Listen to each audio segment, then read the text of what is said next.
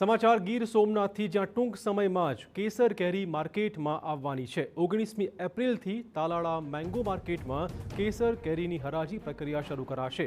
ગત વર્ષની સરખામણીએ ઓછી આવક થવાની શક્યતાઓ જોઈ રહ્યા છીએ। આ વર્ષે કેસર કેરીના ભાવ ઊંચા જોવા મળી શકે તેમ છે। ગત વર્ષે તાલાળા મેંગો માર્કેટમાં 4,49,450 બોક્સ કેસર કેરીની આવક થઈ હતી, પરંતુ આ વખતે તેમાં ઘટાડો થાય તેવી શક્યતાઓ છે। આ તરફ ભાવ પણ ઊંચો રહી શકે તેમ છે।